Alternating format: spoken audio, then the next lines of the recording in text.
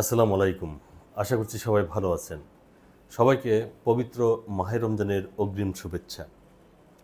যারা প্রাপ্তবয়স্ক রয়েছেন তাদের প্রায় সকলেই রমজানের রোজা রাখার প্রস্তুতি নিচ্ছেন। এর মধ্যে অনেকেই রয়েছেন জটিল রোগে আক্রান্ত, আবার কেউ কেউ কিডনি রোগেও আক্রান্ত রয়েছেন। কিডনি রোগীরা ভাবছেন এবং প্রস্তুতি নিচ্ছেন তারা রোজার সময় কিভাবে রোজা রাখবেন। এ বিষয়ে কিছু পরামর্শ দেওয়ার জন্য আজকে আমার উপস্থিতি। আমি ডাক্তার মোহাম্মদ আব্দুর রাজ্জাক। আমি একজন কিডনি রোগ বিশেষজ্ঞ, আমি একজন ট্রান্সপ্লান্ট নেফ্রোলজিস্ট। তাহলে শুরু করা যাক ক্রনিক কিডনি ডিজিজ এই বিষয়টি নিয়ে। ক্রনিক কিডনি ডিজিজ বা দীর্ঘমেয়াদী কিডনি রোগ, এই রোগের কতগুলো স্টেজ রয়েছে, যেমন স্টেজ 1 টু স্টেজ 5। যারা স্টেজ 1 টু 3-র মধ্যে রয়েছেন তাদের মধ্যে দেখা গিয়েছে যে যারা রোজা রাখেন, ইন্টারন্যাশনাল যে স্টাডিগুলো রয়েছে সেই স্টাডির রেজাল্ট অনুযায়ী তাদের তেমন কোনো সমস্যা হয় না। তারপরেও আপনাকে যথেষ্ট পরিমাণে সাবধানতা অবলম্বন করতে হবে। যেহেতু রোজার সময় আপনি দীর্ঘ সময় কোনো পানীয় গ্রহণ করবেন না, আপনি যাতে পানিশূন্য না হয়ে যান সেই ব্যাপারে আপনাকে যথেষ্ট পরিমাণে সতর্ক থাকতে হবে। এবং আপনার যদি কোনো ধরনের উপসর্গও দেখা দেয় তাহলে সেক্ষেত্রে সাথে সাথে কিডনি পরীক্ষা করে দেখতে হবে যে আপনার কিডনির কোনো অবনতি হচ্ছে কিনা। আবার যারা স্টেজ 3 টু 5-এ রয়েছেন, স্টেজ 4 টু 5-এ রয়েছেন, ইন্টারন্যাশনাল স্টাডি অনুযায়ী দেখা গিয়েছে যে তাদের মধ্যে রোজা রাখলে জটিলতার যে হার তা অনেক বেশি। সেজন্যই সাজেস্ট করা হয় যারা স্টেজ 4 অথবা 5 ক্রনিক কিডনি ডিজিজে আক্রান্ত তাদের রোজা না রাখাটাই ভালো। কিন্তু এরপরেও যদি কেউ রোজা রাখতে চান তাহলে সেক্ষেত্রে আপনাকে আরও বেশি সতর্কতা অবলম্বন করতে হবে। আপনাকে লক্ষণগুলো লক্ষ্য করতে হবে। যদি আপনার বমি হয়, বমি বমি ভাব হয়, শ্বাসকষ্ট হয়, শরীর হাত পা ফুলে যায়, আপনার ওজন বেড়ে যায়, প্রস্রাবের পরিমাণ অত্যন্ত কমে যায়, তাহলে সেক্ষেত্রে আপনাকে সাথে সাথে কিডনি বিশেষজ্ঞের শরণাপন্ন হতে হবে এবং তার পরামর্শ অনুযায়ী আপনাকে সিদ্ধান্ত নিতে হবে। প্রয়োজনে আপনাকে রোজা রাখা থেকে বিরত থাকতে হবে।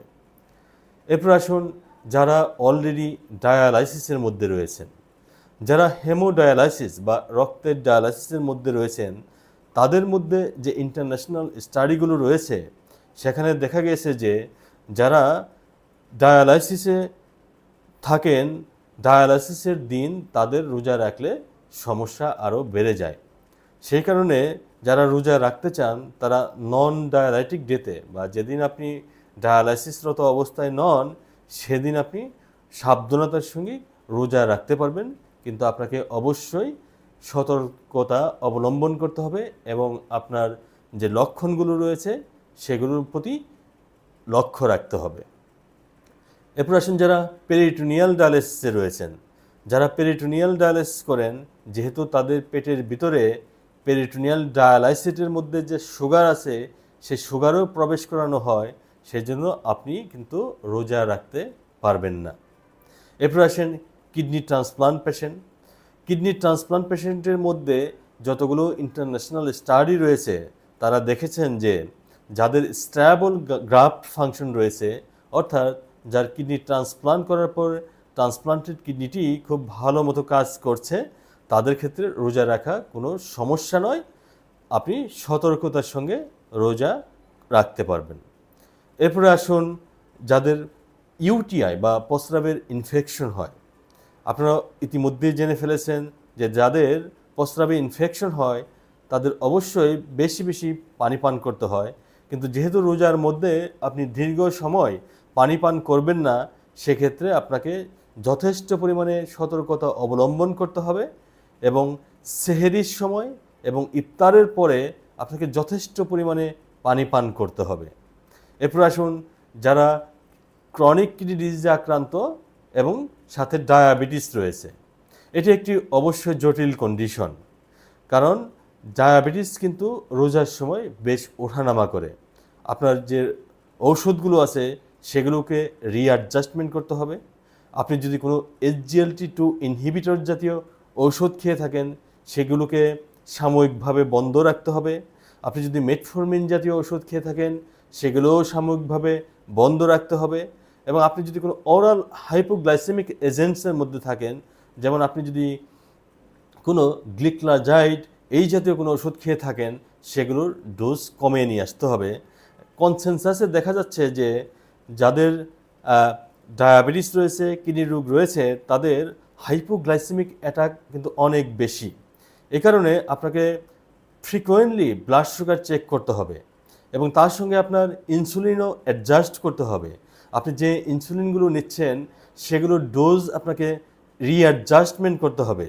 যেমন আপনি যদি 2 বেলা ইনসুলিন নিয়ে থাকেন তাহলে আপনার সকালের ডোজটি চলে যাবে ইফতারের সময় এবং রাতের ডোজটি চলে আসবে সেহরির সময়, এবং এই ডোজগুলোকে প্রয়োজন ভেদে আপনাকে রিঅ্যাডজাস্টমেন্ট করতে হবে। সাধারণভাবে বলা হয় যে আপনি যে ডোজটি নিচ্ছেন তার 2 ভাগের 3 ভাগ নেবেন, কিন্তু এটি কোনো ফিক্সড রিকমেন্ডেশন নয়। আপনাকে ব্লাড সুগার ফ্রিকোয়েন্টলি চেক করতে হবে এবং রোজার সময় বারবার চেক করতে হবে, যেমন সেহরির আগে, দুপুর 12টায়, বিকেল 5টায় এবং ইফতারের 2 ঘন্টা পরে। এবং কোনো এক সময় যদি দেখা যায় যে আপনার ব্লাড সুগার 4-এর নিচে নেমে আসছে তাহলে সেটি আপনার মারাত্মক ঝুঁকির কারণ হয়ে আসতে পারে, সেক্ষেত্রে আপনাকে রোজা ভেঙে ফেলতে হবে। আবার যারা কিডনি রোগে আক্রান্ত রয়েছেন তাদের আবার অনেকের মধ্যেই দেখা যাচ্ছে অন্যান্য রোগও রয়েছে। তাদের মধ্যে কেউ কেউ হার্টের রোগে আক্রান্ত, কেউ কেউ স্ট্রোকে আক্রান্ত, কেউ কেউ বিভিন্ন শ্বাসকষ্টজনিত রোগে আক্রান্ত। তাদেরকেও অন্যান্য যে ফিজিশিয়ান রয়েছে তাদের সাথে পরামর্শ করে সিদ্ধান্ত নিতে হবে যে আপনি রোজা সঠিকভাবে এবং যথাযথভাবে কোনো ঝুঁকি ছাড়া পালন করতে পারবেন কিনা। এবার আসি খাবার কি খাবেন রমজান মাসে। তো যারা রোজা রাখবেন, যেহেতু তারা সারাদিন কোনো পানাহার করবেন না, তাদের মধ্যে পানি শূন্যতা হওয়ার সম্ভাবনা অনেক বেশি, যে কারণে আপনি ইফতারের সময় এবং সেহরির সময় পর্যাপ্ত পানি পান করবেন। এবং আপনাকে সহজ পাচ্য খাবার খেতে হবে, যেমন আপনাকে কোনো ভাজা পোড়া, অতিরিক্ত চর্বিযুক্ত, তেলযুক্ত খাবার, ফাস্ট ফুড এগুলো অবশ্যই অ্যাভয়েড করতে হবে। এবং আপনাকে যথেষ্ট পরিমাণে শাকসবজি এবং ফলমূল খেতে হবে। যেহেতু কিডনি রোগীদের রক্তে পটাশিয়ামের মাত্রা বেড়ে যাওয়ার একটা সম্ভাবনা থাকে এবং শাকসবজি এবং ফলমূলগুলো যথেষ্ট পরিমাণ পটাশিয়াম বহন করে, এজন্য আপনাকে কম পটাশিয়ামযুক্ত খাবার খেতে হবে, শাকসবজি ফলমূল খেতে হবে।